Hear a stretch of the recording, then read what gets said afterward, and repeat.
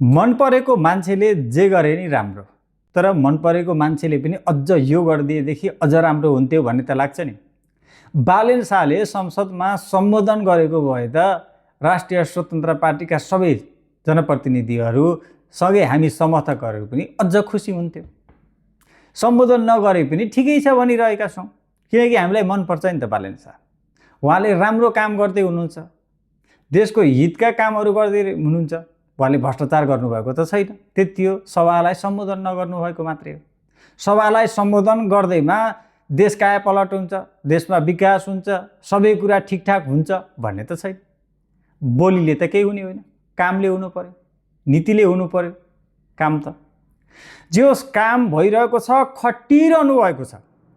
त्यति हो कि उहाँले सभा सम्मेलनमा पत्रकारहरूसँगका ब्रिफिङहरू गर्न त्यति रुचाउनुहुन्न, उहाँको नेचर छैन। चुनावको बेलामा पनि उहाँले जम्माजम्मी 27 मिनट भाषण गर्नुभयो। ठाउँ ठाउँको भाषण जोड्दा 27 मिनट थियो। त्यसमा पनि आई लभ यु चिया पिउनु भयो, झिक्कै झिक्कै माया, यिनै लोकप्रिय बने। उहाँ खासै भाषण दिनमा उहाँको रुचि पनि छैन। उहाँले भाषण दिनलाई उहाँलाई त्यति धेरै अब आउँदैन भने के भन्ने। उहाँ काम गर्न आउँछ। उहाँलाई बालेन शाहलाई काम गर्न आउँछ। बस काम गरिरहनु भएको छ। कोसँग कुरा गर्नुपर्छ, कसरी कुरा गर्नुपर्छ, कोलाई राखेर काम गर्नुपर्छ, कसरी काम अगाडि बढाउनुपर्छ भन्ने कुरा सबै थाहा छ। उहाँ इन्जिनियर पनि हो। देश बनाउने कुरामा अब इन्जिनियरलाई सिकाउने कुरो भएन, देश बनाउने कुरामा। जे होस् बोलिदिए हुन्थ्यो।